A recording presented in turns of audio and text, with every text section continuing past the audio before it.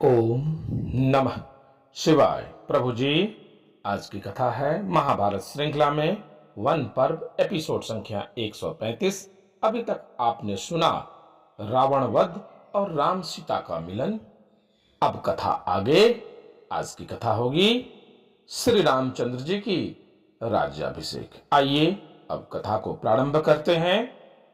लंका में विभीषण का अभिषेक करने के पश्चात सुग्रीव आदि सभी प्रमुख वानरों के सहित पुष्पक विमान पर बैठकर सेतु के ऊपर होते हुए समुद्र को पार किया। फिर परम धार्मिक भगवान राम ने रत्नों की भेंट देकर समस्त ऋच और वानरों को संतुष्ट करके विदा किया। फिर विभीषण और सुग्रीव के सहित पुष्पक विमान द्वारा किष्किंधापुरी को चले। मार्ग में जानकी जी को वन की रमणीयता का दिग्दर्शन कराते रहे। किष्किंधा में पहुंचकर उन्होंने महान पराक्रमी अंगद को युवराज पद पर अभिषिक्त किया। फिर वे सबको साथ लिए लक्ष्मण जी के सहित जिस रास्ते आए थे उसी से अपनी राजधानी को चले। अयोध्या के समीप पहुंचकर उन्होंने हनुमान जी को अपना दूत बनाकर भरत जी के पास भेजा। फिर सब लोग नंदी ग्राम में पहुंचे। राम जी ने देखा कि भरत जी चीर वस्त्र पहने हुए, उनका शरीर मैल से भरा हुआ है और वे पादुकाएं अपने सामने रखे आसन पर बैठे हुए हैं। भरत और शत्रुघ्न से मिलकर परम पराक्रमी रघुनाथ जी और लक्ष्मण जी बड़े प्रसन्न हुए।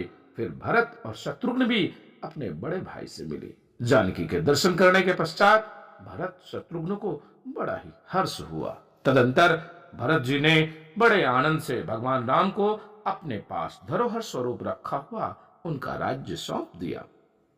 फिर विष्णु देवता वाले श्रवण नक्षत्र का पुण्य दिवस आने पर ऋषि वशिष्ठ और वामदेव दोनों ने मिलकर सुर शिरोमणि भगवान राम का राज्याभिषेक किया। अभिषेक हो जाने पर श्री रामचंद्र जी ने कपिराज सुग्रीव और पुलस्त्य नंदन विभीषण को घर जाने की आज्ञा दी। भगवान ने उन्हें तरह तरह के भोगों से उनका सत्कार किया, उनका कर्तव्य समझाकर उन्हें विदा किया। इस तरह राम से बिछड़ने में उन्हें बड़ा ही दुख हुआ। फिर पुष्पक विमान की पूजा कर उसे कुबेर जी को सौंप दिया। देवर्षियों की सहायता से गोमती नदी के तीर पर 10 अश्वमेध यज्ञ किए।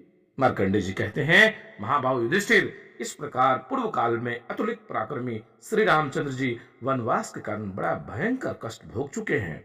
अतः तुम क्षत्रिय हो, शोक मत करो।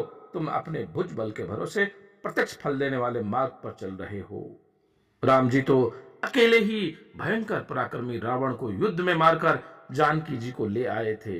उनके सहायक में तो केवल वानर और ऋष ही रहे थे। इन सब बातों पर तुम विचार करो।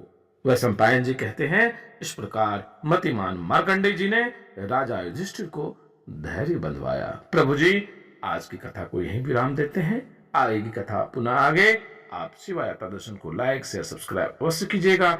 शीघ्र मिलते हैं अगली वीडियो में। तब तक के लिए ओम नमः शिवाय।